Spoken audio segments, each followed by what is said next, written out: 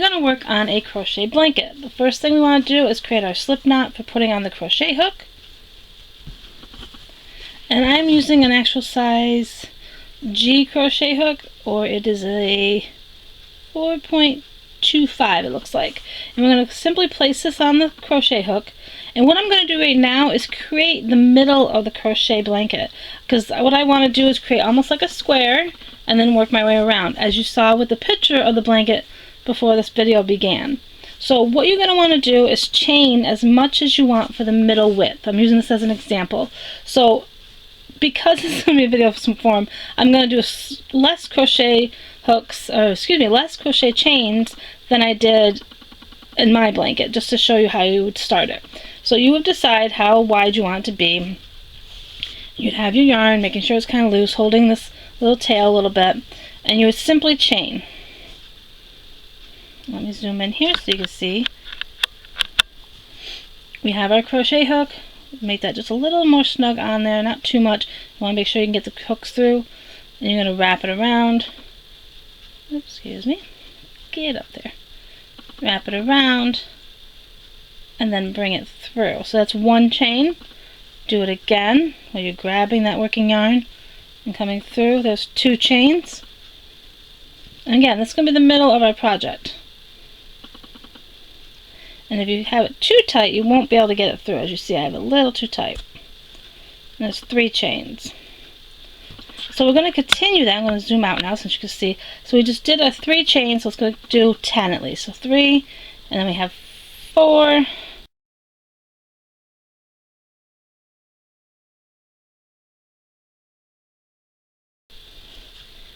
9, and 10. Now, again, you would make, then what you would do is you lay this down and be like, okay, that's going to be my middle square. It's only going to be as wide as the amount of chains you did.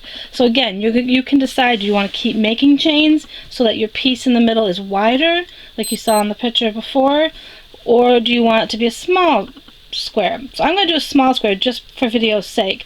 Now when you get to the point where you have as many chains as you want, what you now need to do is kind of work back and forth to get that middle square the way you want, or the middle rectangle, however it turns out. You can make this a rectangle size if you want.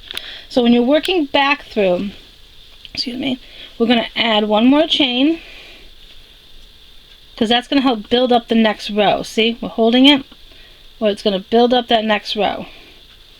If I can get the camera to stay focused here. There you go. See how it's going to build up. And then we're going to go into the next little loopy here. We're going to find our first stitch, go through and grab that working yarn. And we're just doing single crochet. You could choose to do double if you wanted, but I'm just going to do single crochet. And bring it all the way through. Oops, get back on there. And there's one, and then again you're going to find your next stitch. Let me see, you gotta look where I got it here. Our next little stitchy here. Go in, grab that working yarn, bring it through, wrap that around, bring all of them through. So it's, oops, no, not that way. Sorry. When you're doing single crochet, you do it as you go through. So you're gonna kind of hold this, make sure you're aiming everything the right way. Find your next available little loop. Work for the working yarn, bring it through, wrap the crochet hook, and bring all of it through.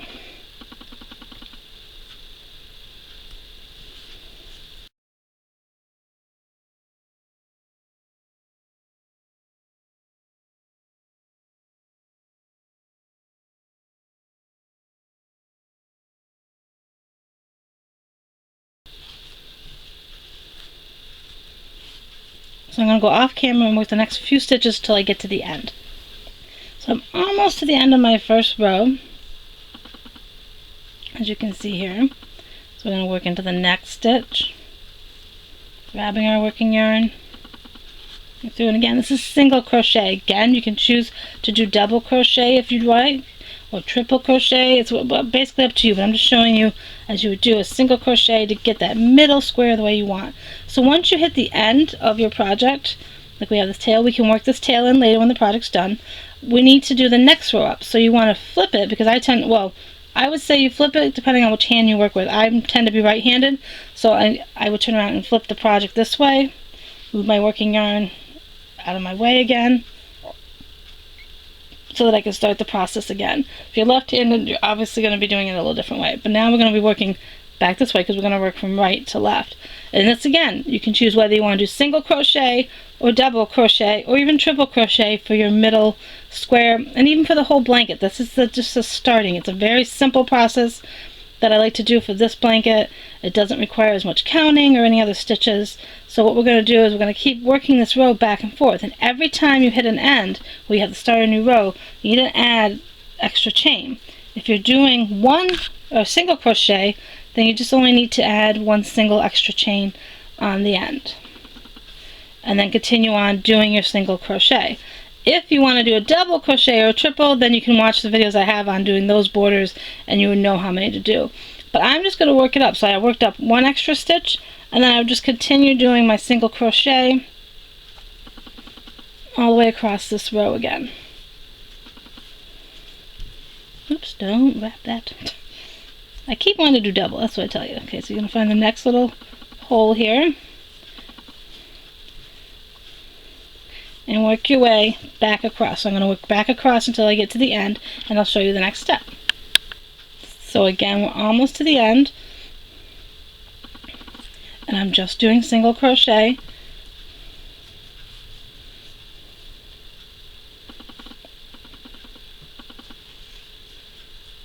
And again, because I'm getting to the end before I do the next row up, I got one more to do here, I believe.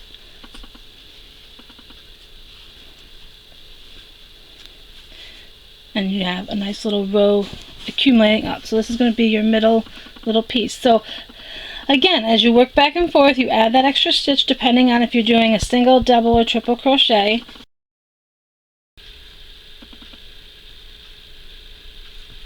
Here we have our small little square. I didn't worry about going too many rows up. Again, this is just to show you how I did the blanket before this video. And again, you could change this up to doing double crochet for your little square or triple. I just kept it single, working my way back and forth. But now I want to show you how you'd work around the project in order to create a different look. Now what I'm going to do is you can continue using the same color yarn, but for the sake of this video, I'm actually going to switch and use a different yarn just so you can actually see a little bit more of the difference between the two. So when you're ready to do that, you would just clip a little bit of your working yarn, move that to the side, and I tend to just tie the new to the old. So I'm going to go ahead and do that. Let me back up here a little bit. And we're just going to simply tie the old to the new as close as you can to the crochet hook, just so it would all look together when you go around. And again, you can work these tails in after the project's done.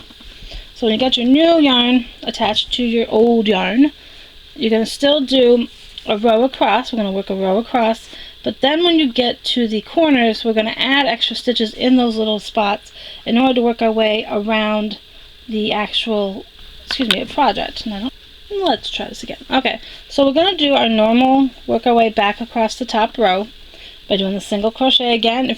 I would actually suggest, once you do a single crochet middle, maybe to switch up to the double crochet. So I'm going to do double crochet instead as I work my way around here, just for something a little different. So if I'm going to double crochet, I need to create 2 new chains in my corner here. So we got 1, and we got 2. Now for double crochet, again, you can still stay at single if you want, but if you're going to do double, you're going to wrap the crochet hook once before going into your first stitch. Bring it out. You'll have 3 on there. Wrap it again. Bring it through 2. Wrap it again. Bring it through 2 more, and that's your double crochet. So we're going to do that as we work across this top row. This also, the double crochet obviously, and doing triple crochet will help your blanket work up a little faster as well. So that's why I said it doesn't matter how you do the middle, it doesn't matter how you do the end. This is just to show you how I did this. So I'm working my way across doing the double crochet. We're pretty much almost to the last stitch that we need to do for this row. Again, you want to keep your yarn kind of loose. So we're doing the double crochet, and I just hit the camera. We're going into the last stitch that we need to. We're going to do double crochet once. But now, because we need to turn this corner, just like when we do the crochet border videos, we need to add extra stitches in there. So we're going to do another one into that same spot, making sure it actually goes into that spot. Okay, and that was number 2. I would say 3 or 4 into a corner is your best bet. So we did 2. Now let's do one more into that same stitch area.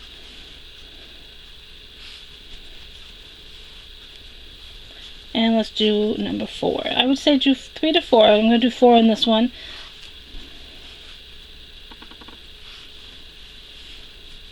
Okay, so what that does is, if you look at it here, it's helping us work around the corner. So that's what we want to do. And then we continue with our double crochet. Now the edges I found to be the most tricky to kind of find your next stitch to go in. So I will warn you about that. The edges are a little tricky to me going around the first time. The next time you go around, it'll be a lot easier. And you sometimes might find that you need to do more than one in a stitch as you're working across, just depending on how your outer stitches actually are.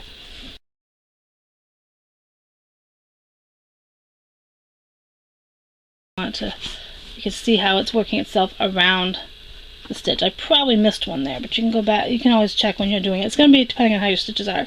Now as you get to the end, we need to do the same thing. If we did 4 in the one corner, we need to do 4 in the next corner.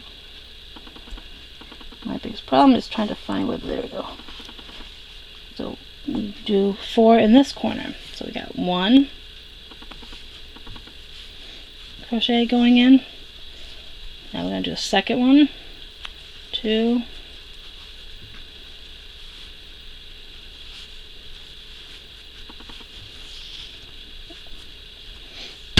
3,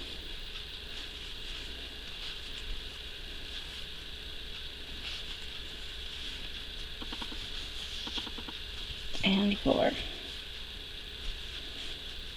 Again, to help us work around that corner.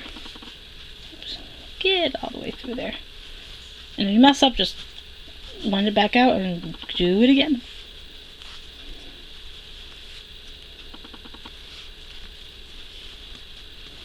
So that, again, is going to help us work around that corner. It may not look that pretty here. Again, it's going to depend on your stitches and the yarn that you're using. I may have missed a stitch there, but you can always go back and check. It all depends on how your stitches are. Find the next one here.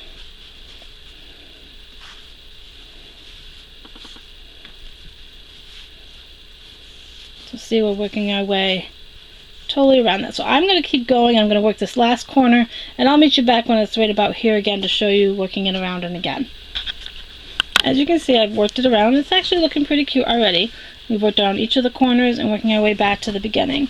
Now I'm getting close to going into my last stitch for in the corner, and again, remember that once we do this double crochet, we'll be back to our starting point.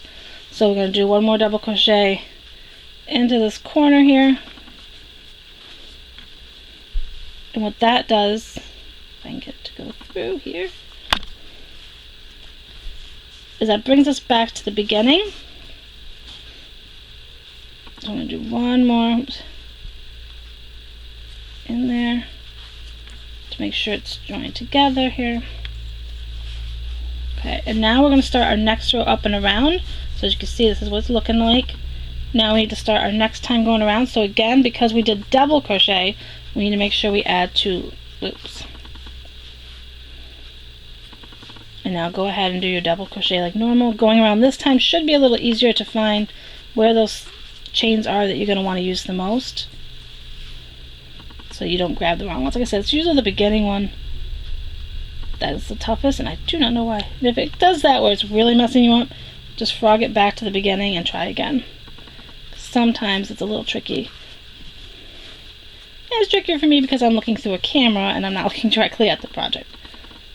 Okay, and then we're just going to continue working our way around, looking for that next stitch.